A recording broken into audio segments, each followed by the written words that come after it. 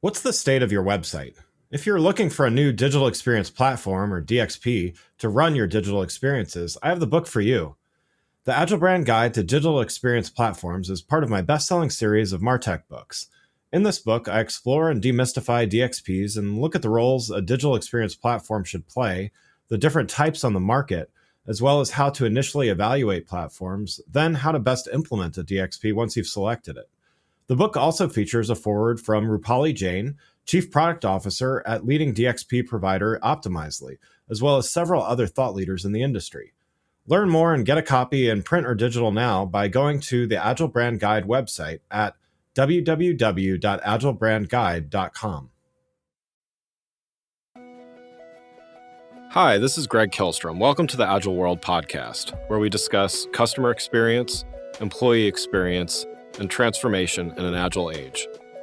The Agile World podcast is brought to you by TEKsystems, an industry leader in full-stack technology services, talent services, and real-world application. For more information, go to teksystems.com. To read more about the topics discussed on this show, you can go to my website at theagile.world and read my latest articles or get a copy of my latest book, The Center of Experience, a blueprint for creating an experience-led organization, now available on Amazon and other retailers. Hi, this is Greg Kihlstrom, host of the Agile World podcast. Today I'm going to talk about another component of the Center of Experience. In my most recent book, called The Center of Experience, I outline a lot of different areas where, when centralized, an organization can achieve what I call brand experience. Brand experience is the combination of customer experience, or the external, and employee experience, or the internal. The component I'm going to talk about today is the data science and the artificial intelligence component. So there's a lot of different applications that AI or machine learning or data science can have in experience. Today I'm going to talk about a few of those and really key in on three things: orchestration, next best action, as well as analysis and measurement. So let's start with orchestration. A big part of experience in general, both customer and employee experience, is the journey itself. So one of the big takeaways from really embracing experience is it's not just about channels and tactics. It's really about the holistic experience that these audience members have, whether they're internal or external audiences. So being able to not only understand what the journey is, that's really step one, is to map out that journey, diagram it, understand, what is someone seeing, feeling, thinking at each of these stages, but also what do we want them to do at each of these stages. So that's really step one. After we do that, we want to make sure that we have all of the pieces in place. So, are the right platforms in place? Are we capturing data? We'll talk about that a little bit more in a minute, but are we capturing the right thing at the right step? But just as importantly is this orchestration component. So what that means is when someone is at a stage in the journey, how do we get them to the next one? Sometimes it's a fairly simple, mechanism. Let's say, you go to a website, fill out a form, and automatically you're sent an email. That's a very, very simple, one of the simplest examples of orchestration. Now, the orchestration is really, just between a website form and, whatever mail server you use or mail program you use or something like that.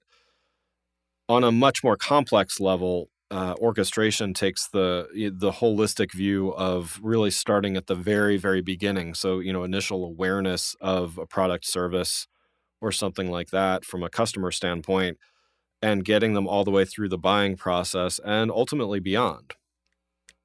So, given this idea that it's, a experience often, not only begins, well, experience doesn't start at the sale, but it sometimes takes a new life at the sale, right? So orchestration can start from the very, very beginning. So, the first time you see an ad about something or some content about it, and really follow all the way through, once you buy that product, what is it like to use it? Do you buy more of the product? Do you recommend it to others? Do you buy different products? So on and so forth. So orchestration really takes that and makes it easy to say, okay, well, a customer is at step 2 of 5 in the journey. What do we need to do to get them from step 2 to step 3? So there's a lot of different tools that can do this. There's there's a lot of different approaches to this. I'm going to talk about next best action in a minute here as well, which helps us. But at a high level, orchestration really gives us a mechanism to get the data, understand where someone is, and give them the right next step in the path. So the follow to that would be next best action. So this takes the idea of orchestration and adds a layer to it that is more intelligent. So this is saying, okay, in my book, the Agile Brand, I go through and show how the sales funnel has changed, for instance. So, I'm sure we've all seen in marketing 101 classes or something, that traditional sales funnel where, at the very top is awareness, and at the bottom of it is a sale. That has become a lot more convoluted, and it's not so linear anymore. And people are on different devices. They're doing all kinds of different things. They're asking their friends for advice. They're looking on social media. They're going in the store while researching online prices and things like that. So that linear process, that linear sales journey is not so straightforward anymore. Next best action helps with this because it understands that there isn't a single next step that someone could take. So, if they could go in the store, go online, do all manner of other things in this process from awareness to sale, next best action helps us know, based on context, based on a lot of different factors, based on, who they are, where they are, what they bought before, what they're likely to buy, all of these different factors. It helps us say, okay, well, the next best action for this person is this. It's not a general, okay, this generic customer needs to go from step 1 to step 2.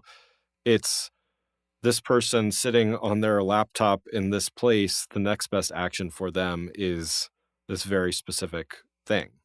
And, to some outside of the marketing, the experience profession or whatever, that may sound a little too much, a little like Big Brotherish or whatever. But, a recent research by Marketo shows, 79% of consumers are actually more likely to engage with an offer if it's personally tailored to them. So, almost 80% of consumers are actually more likely to buy if they're actually given a tailored offer. So, why not do this? And the benefits are clear. The final thing I'll go through here is in regards to data science is probably the most obvious, but the analysis and the measurement of things. So as we're guiding these people through, whether it's customers or employees, as we're guiding people through a journey, we obviously are capturing data at different points. Being intentional about capturing this data and looking holistically across the journey, again, not just at individual touch points. And, for a customer, is our website performing well? That's an interesting question, perhaps, but the better question is, are we getting them from point A to point B? In other words, are we getting them from awareness to purchase, or awareness to calling us, or whatever that desired end result is? It's not just about measuring individual tactics, because an individual tactic could be performing incredibly well, and yet we're failing to move people through the journey.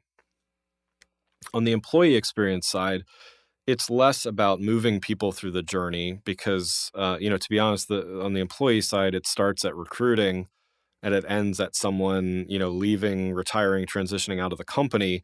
We don't necessarily want to move them, too quickly through that process, but we do want to keep them engaged at the different steps. So, in that case, even to go back to next best action with an employee, next best action isn't what's going to get them to move to the next step. It's actually what's going to get them to stay, an active, engaged employee. Analysis and measurement helps us understand this as well, and helps us see, okay, well, are they productive? In the case of the employee, are they productive? Are they motivated? Are they engaged? All of these types of things. And if so, or if not, regardless of the case, what can we do? What's the next action that we can give them? We can only truly do this with proper measurement and analysis of the data.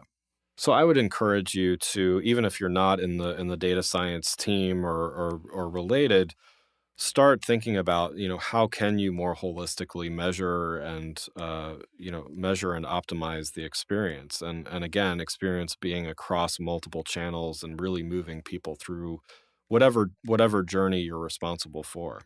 Thanks for listening. We'll see you next week. Thanks again for listening to the Agile World podcast, brought to you by TEKsystems. I'm your host, Greg Kihlstrom. You can learn more and get a copy of my latest book, The Center of Experience, from my website at theagile.world or on Amazon or other retailers. Until next week, stay agile.